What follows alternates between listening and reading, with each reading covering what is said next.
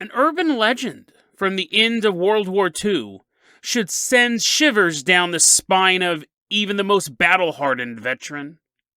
And then we travel to South Africa to take a look at the story of two humanitarian workers who lose contact with a village. As they head out to this village, they have no idea they're about to come face to face with blood-soaked insanity. Today on Dead Rabbit Radio.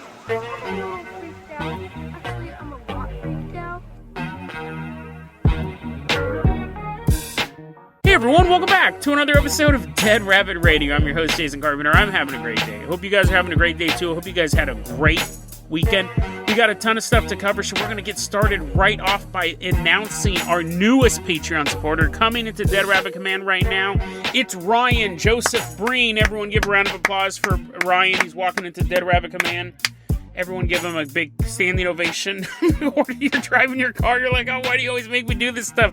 Oh, you don't have to stand up if you're in a vehicle. But if you're not, you better be on your feet for Ryan. Ryan, you're going to be our captain, our pilot this episode. If you guys can't support the Patreon, that's fine too. Just help spread the word about the show. Really, really helps out a lot. Tell everyone you know about Dead Rabbit Radio. Let's help this show grow, because that's really how we all want to see it. Ryan, I'm going to go ahead and toss you the keys to the Jason Jet. We're going to leave behind Dead Rabbit Command. We're going to take a journey all the way out to Poland. Ryan is flying us out in this Jason Jet. He's wearing his Breen helmet. You didn't know that? He's a villain from Deep Space Nine. Technically, I don't know if they were ever villains. I always figured they were going to turn on the Dominion at some point. Ryan's like, what? What are you talking about? That's my real last name. I'm not an alien. Uh-huh. Ryan's flying us out there. We're keeping a suspicious eye on our Breen pilot. He's flying us out to northern Poland, to be specific. We're headed to the town of Baby Dolly. That's a real place. Baby Dolly. I guess I wrote it down in my notes and never said it out loud. Maybe it's like Baby Dolly, but it's written Baby Dolly. And that's in a city name. It's near a city named Gdynia.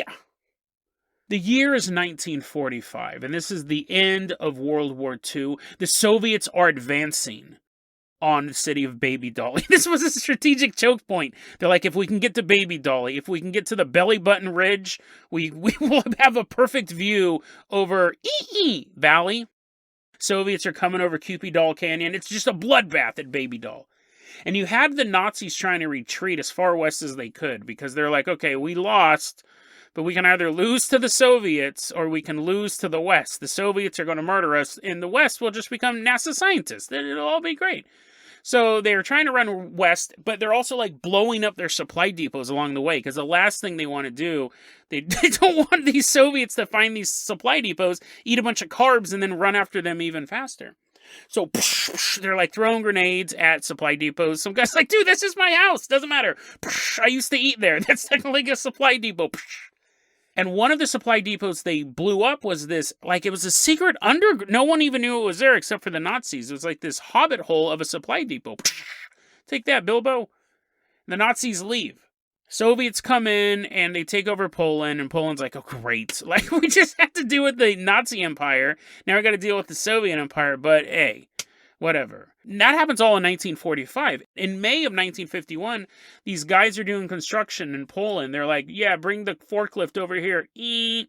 And they're like moving rubble around. I don't think there was still rubble 6 years later, but I don't know. They're actually like doing some construction in an area, and while they're moving this stuff around, they find the door to this underground secret Nazi supply dump.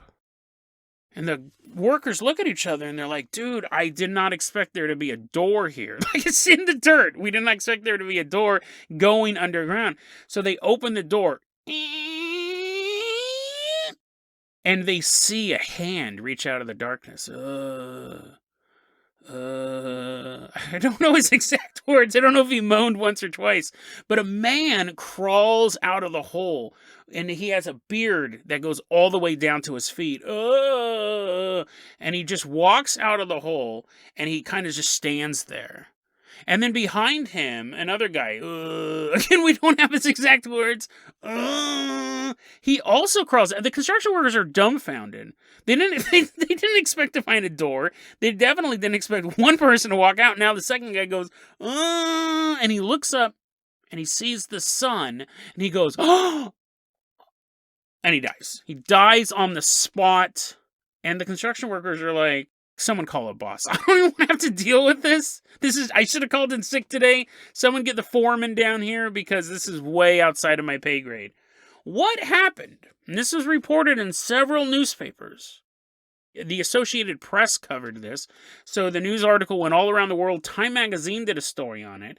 In May of 1951, this door opens up and 2 Nazis pop out. They had been in there for 6 years. What had actually happened was in 1945, when this whole retreat was going on, some people were still following orders, some people were moving as units. These 6 dudes said, hey, remember that hidden supply shelter that we had a hard time finding and we were the Nazis? And every time someone said, hey, go get some flour, we'd walk around aimlessly for an hour looking for this door in the ground. Let's go hide there. And then after the Soviets show up, we'll just pop up, learn a little bit of Russian, and they'll never know the difference. So they go into this underground shelter, and then the rest of the Nazis, they go, hey, we better blow up the entrance to that supply shelter that no one's inside. So they started hurling grenades at it and blew it up and caused all this rubble to collapse on it. And so the people inside this shelter were trapped. Now, at first, they go, there's no way we're getting out of here, but eventually the Reich will rise again. The Fourth Reich will once again take Poland. All we got to do is wait maybe a year or two, and we'll be back, baby. We got candles for light. We have tons of food. We have enough food here to feed battalions. That's what it was here for. There's only 6 of us. We can do this. But they couldn't.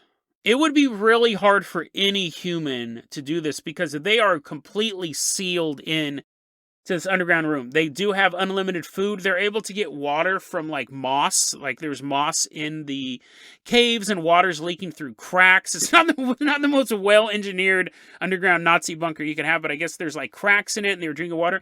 They said the ventilator never got damaged. All those multiple grenades didn't damage the ventilator, or the air conditioning unit. I don't think air conditioning is the right term. I'm sure it was always just 70 degrees in there, because it's underground, but what I'm saying is they never had a blockage to their oxygen supply. So they had the oxygen, they had the water, they had the food. What they didn't have was every other thing a human needs. So within the first few months of being trapped in here, 2 men killed themselves. So now you got 4 left, and they were living in this place with these candles, and they have all this. But the candles, they only had 4 years worth of candles. So eventually, they're living in pitch blackness. And hopefully they memorize the layout by then. They're like, oh no, where did I put the pork and beans? They're scurrying around like rats, and 2 of the other men died of unknown causes, which it would be hard to tell how they died. Because you would just be waking up in the pitch black and then you'd trip over a body. You can't really do an autopsy, right?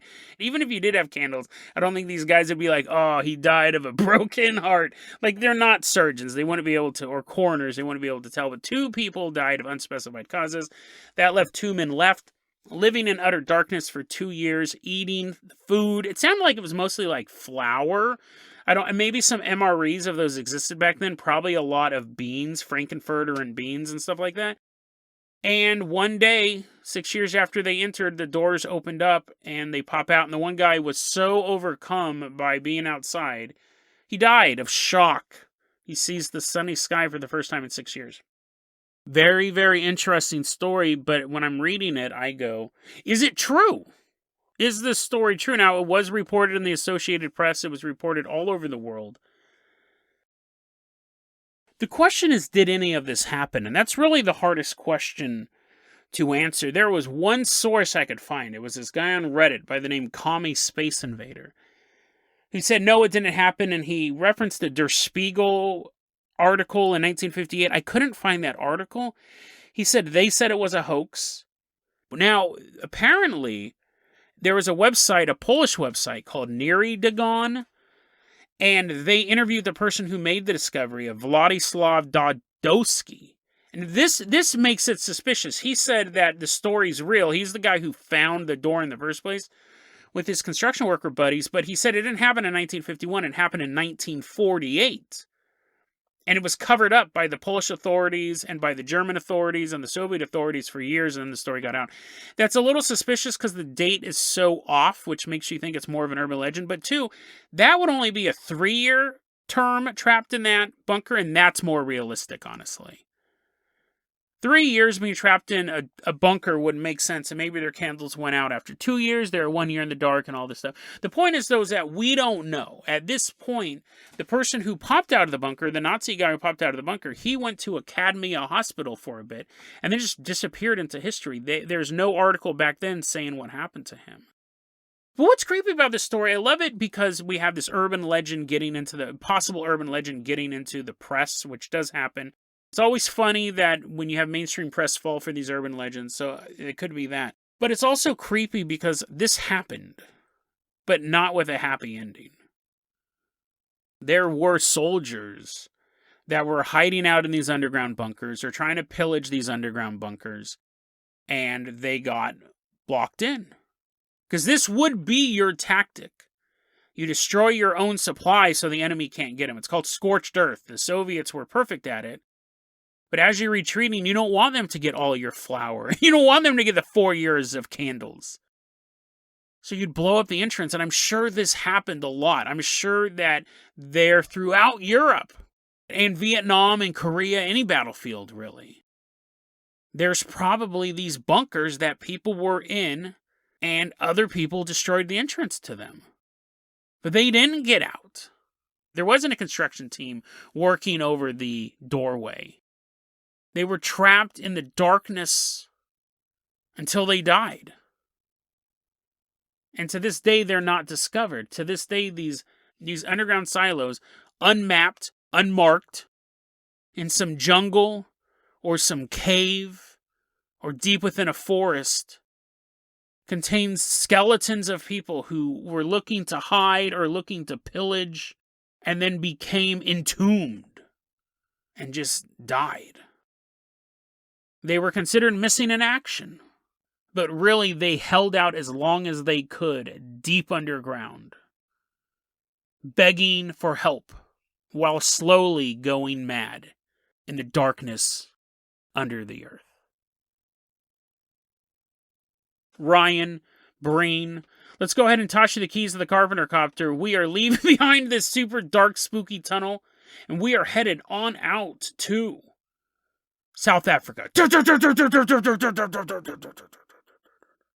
It's July 2010. We're headed towards the Eastern Cape region of South Africa. I found this story online from a person named Bangin Tunes. So Bangin, thank you so much for bringing this to my attention. It's actually Bangin's story. They were the one who was a humanitarian worker in Eastern Cape at this time period in July of 2010.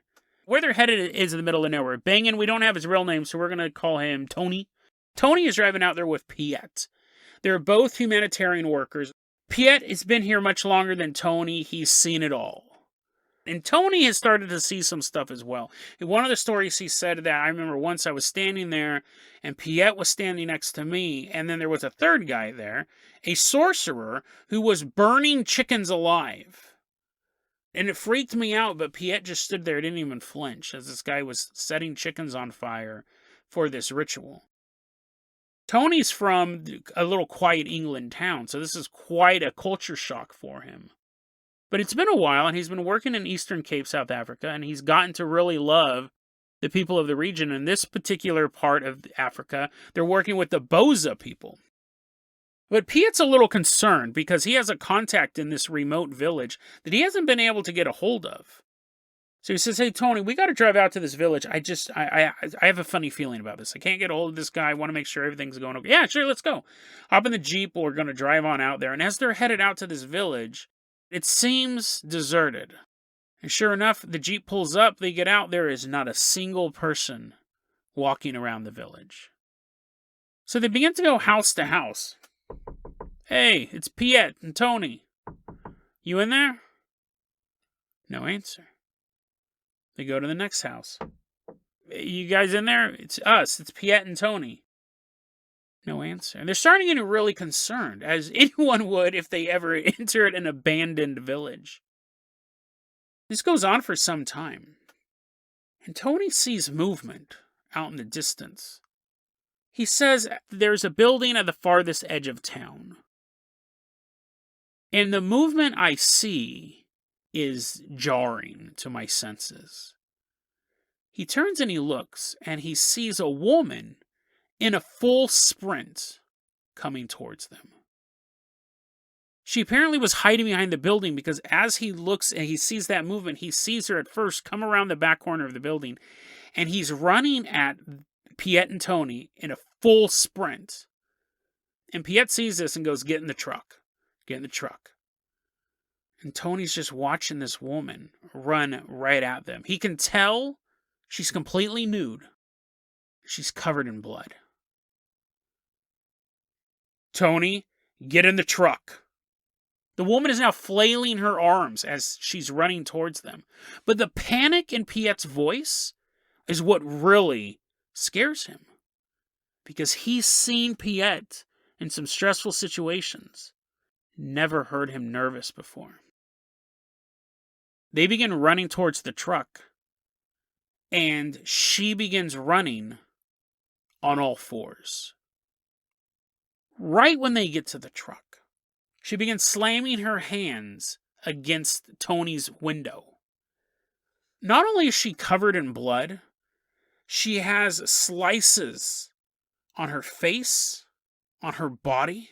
She's been cut open multiple times, and she's banging on the window, and she lets out such an inhuman screech that Tony can't believe any person could make a noise like this. He said she was so bloody that he thinks one of her ears were missing, but he couldn't tell. She was just soaked in it. Piet has to back. The car was not parked to have to outrun someone or make a quick getaway. Piet has to back up the car, and as he's doing that, she's scratching at the windows. And then she's actually scratching at the metal of the car itself. And he gets the car angled right, and he begins taking off down the road, and the woman is now chasing the car. And Tony's watching this whole thing in the rearview mirror, and he goes, "I knew for a fact that she couldn't catch up to the car. But I felt like she could." Like, he knew no human could run as fast as that car was going, but something in his gut told him if anything could catch this car, it was her. He said, "I've never seen a human run so fast barefoot, ever." They're silent. They leave her far behind, and they just continue driving down the road. And they're silent for a while. Piet and Tony don't really say anything. They're just trying to calm themselves down.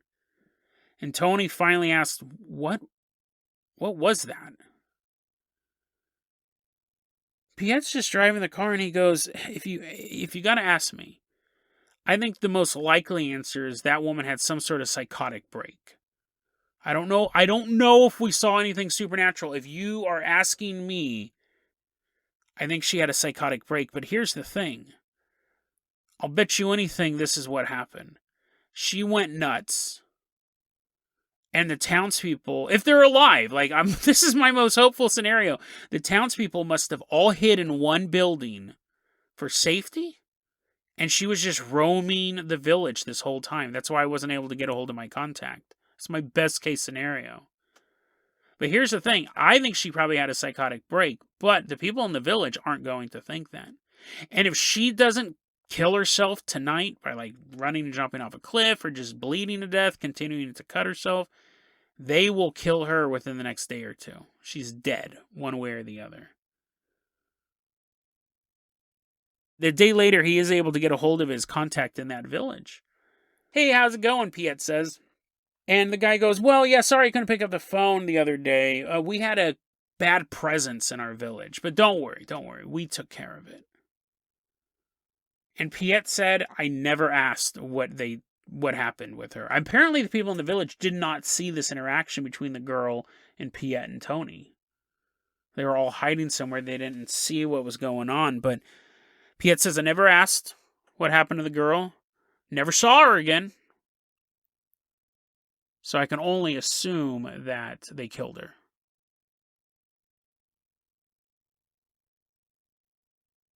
Now, Tony thought about this whole interaction, and he goes, on the one hand, if this woman's having a psychotic break, and she's in the presence of a bunch of superstitious people, like obviously if she'd been able to be taken to a hospital, she could have been treated with antipsychotic medicine or held in an area until she wasn't a danger to herself or others. But because AIDS is so rampant in South Africa, he said the blood was one of the scariest things about the whole situation. Because yes, a woman flailing her arms, running on all fours, screeching an unholy screech in your face, that's all terrifying. If any of that blood gets in your eyes, if she does scratch you, and it gets inside your skin, there is no way either of them were going to try to wrestle this girl. There was no way these people were going to try to restrain her. Because the chances of her having AIDS was high. And she was covered in blood. It's a terrifying story all around. There's multiple ways that it's terrifying. One, just the physical idea of this naked, bloodied woman running at you, trying to injure you. And we don't know where these cuts came from. Were they self-inflicted? Were the villagers trying to defend her attacks earlier? We don't know.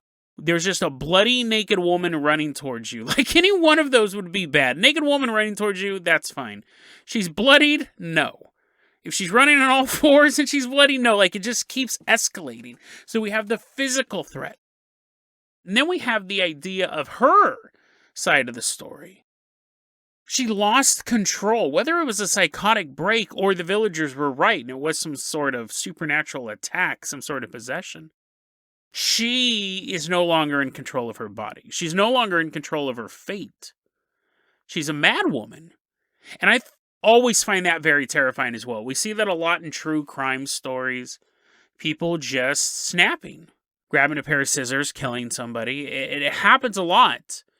And that's always terrifying as well. But I actually want to wrap this story up with a third thing that's very terrifying about this, and something we don't really touch on in this podcast or just, I think, in true crime in general.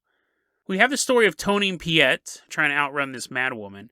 Then we have the story of the mad woman herself. But what about the loved ones of this woman? Imagine we are in this village, and we've watched this young woman grow up, and everything seemed to be fine, but in the past week, she'd started to act a little weird. This young woman is a member of our family. We're getting a little concerned for her. And then one day, she lashes out. She attacks someone at random. They fight her off. She begins attacking other people in the village, and you're watching this. You're watching your family member get sliced open. But she won't stop her assault.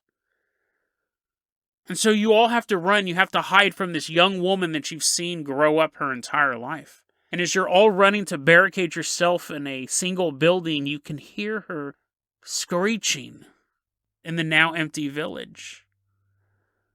Eventually, the village elders go, we can't hide in here all day. This isn't a Nazi bunker. We don't have 5 years worth of food. We're going to have to go and take care of this situation. And you plead with them. Listen, I know she's acting weird, but this isn't her. This isn't her. You guys know her. She's a member of my family. Like, let me vouch for her. And the village elders go, listen, she's possessed. Like, the woman that you raised is gone. There's only one way to take care of this. And so because you don't want to see her get hurt, even though you know that is what is coming down the pipeline, you're one of the first people out of this building to find her, to restrain her. And you catch her, let's say, in a moment of peace. She seemed to have calmed down. Whatever affliction affected her, it seems to be over. But the village elders have already spoken. She looks at you with pleading eyes, but you know that her fate is sealed. As she is executed the next day, you wish you could have done more to help her. But the superstitions of your culture wouldn't allow you to take her to a hospital. She was possessed. She needed to be put down. This was the order of things. You have to sit there and watch her be executed due to old superstitions.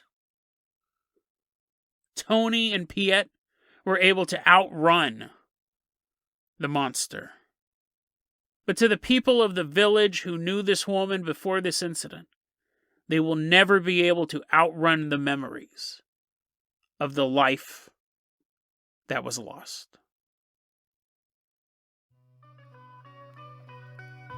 DeadRabbitRadio@gmail.com is going to be your email address. You can also hit us up at Facebook.com/DeadRabbitRadio. TikTok is @DeadRabbitRadio. Dead Rabbit Radio is the daily paranormal conspiracy and true crime podcast. You don't have to listen to it every day, but I'm glad you listened to it today. Have a great one, guys.